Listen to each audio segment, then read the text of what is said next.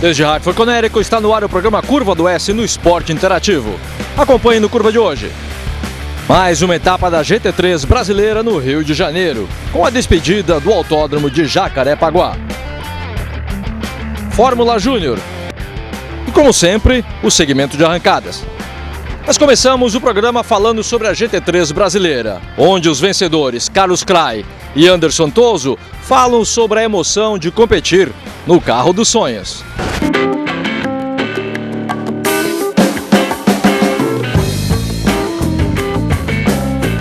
Tozzo, numa categoria dessa, com carros desses, a troca de pilotos, cara, como é que vocês calculam isso? Como é que o cara que faz a primeira janela faz a tocada? Como é que é pensado isso? Não tem muita estratégia, na verdade, como a gente tem uma tocada muito parecida, vai muito do que está acontecendo na corrida na hora. Em função de que você tem que saber como é que está teu adversário, se você tem que andar, se você pode economizar, deixar um carro mais inteiro para o teu companheiro. É muito do que está acontecendo naquele momento da corrida, que posição estão teus adversários e que ritmo que eles estão tocando.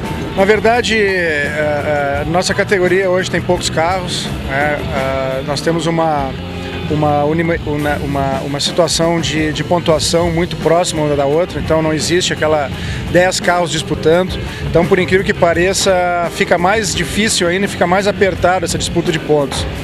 Então sempre que tiver uma oportunidade de fazer uma ultrapassagem, tem que fazer ultrapassagem, ainda mais uma pista como o Rio de Janeiro, que tem um desgaste prematuro de pneu, é muito quente, a pista ela não propicia espaços de ultrapassagem, principalmente porque as curvas são muito próximas umas às outras, tem pequenas retas entre elas, então a ultrapassagem se torna cada vez mais difícil. E se você vem mais rápido e tem a oportunidade, porque o carro da frente cometeu o cara deu uma erradinha, deu uma escorregada a mais, enfim, você tem que tentar passar, porque é isso.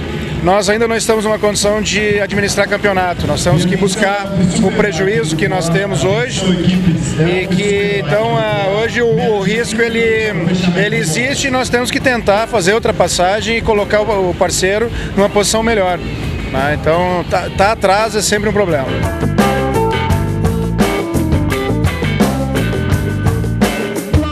Logo que a GT saiu, a primeira prova em Tarumã, a gente viu a prova lá e o pessoal falou: esses caras nunca vão se ultrapassar, eles não vão arriscar um carro desses. É assim não? Não tem essa. Quem vê a categoria nos últimos 2, 3 anos aí, vê que é muita disputa, tem muito carro destruído, muito retrovisor voando, não tem isso não. A categoria cresceu muito, aquela primeira corrida foi uma corrida com acho que 10 carros, início, claro, todo mundo com carrinho novo, ninguém queria correr muito risco, mas hoje não tem mais disso não. Hoje tem a briga pelo campeonato aí, igual qualquer categoria no mundo, e não tem essa. Se tiver que perder um retrovisor, tiver que dar um portaço aí, tiver que esfregar, ninguém tá preocupado com isso não. Tu só não andou de Fórmula aqui no Rio, acho, o resto tu andou. Como é que tu te sente hoje aqui, cara, sendo a tua última prova talvez aqui? É uma pena, né?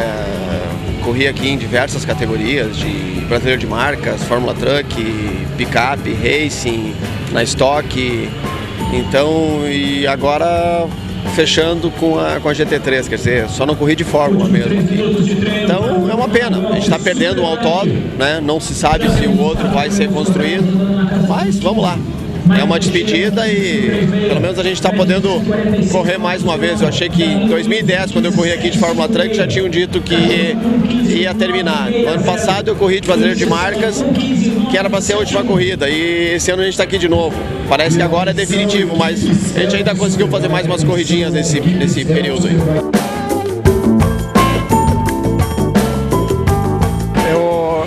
Eu cheguei a andar aqui no circuito original, né, antes do PAN, de picape, e agora com esse circuito que é quase uma amputação, né, do circuito que a gente anda hoje.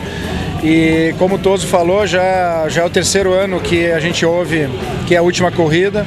Então felizmente teve essa sobrevida do autódromo. É lamentável também que as condições que hoje o autódromo foi deixado, né, foi simplesmente deixado deteriorar. Então é pena. Eu acho que ontem mesmo nós estávamos aqui e parece que o automobilismo não tem carências, né? E ontem mesmo eu estava escutando pessoas locais aqui falando que assim, até com um tom meio desesperado, não sabiam o que iam fazer, porque vivem disso aqui. vivem do esporte, são mecânicos, são pessoas que realmente trabalham, que se dedicam e que entendem disso. E que sem um autódromo no Rio de Janeiro, essa turma toda aí vai ficar realmente sem opção de trabalho. E infelizmente quem sai perdendo aqui é o automobilismo no Rio de Janeiro e as pessoas que hoje vivem disso. Então, para mim, correr aqui no último ok, é legal, mas não é legal, né? É uma parte da história do automobilismo que vai acabar. Então, estou aqui, parte da história, mas não é com nenhum prazer, não.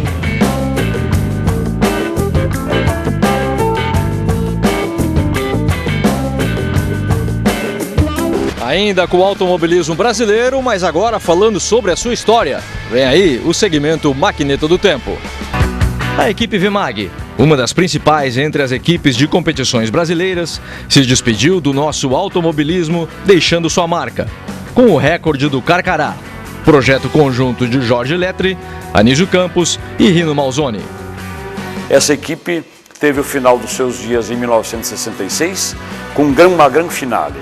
Foi o Carcará, no ano de 1966, inspirado nos carros Streamlined, com carroceria totalmente desenvolvida em projeto de Anísio Campos e desenvolvida artesanalmente por Rino Malzoni, fabricou esse Carcará, que atingiu uma média de 212 km por hora, em números arredondados, entre dois trajetos de ida e volta no Rio de Janeiro. Foi realmente um marco muito importante no automobilismo brasileiro. A equipe Vemag estava se encerrando praticamente, já que estava a nível de fábricas no Brasil havendo grandes novos reagrupamentos empresariais, e com esse Carcará, com esse recorde de velocidade oficializado em 1966, realmente foi uma demonstração de muita capacidade técnica. Isso perdura até nossos dias e não é por outra razão que, ao completar 40 anos dessa conquista, no ano de 2006, nós fizemos com Tony Bianco o Carcará 2, tentando praticamente postergar essa grande conquista oficializada. Hoje no segmento de arrancadas, falamos sobre a categoria no Mato Grosso do Sul, com provas em Campo Grande. Arrancada com o apoio de Fueltech, injeção eletrônica programável, Master Power, turbos de alta performance e Full Power. Acesse o site www.nitrando.com.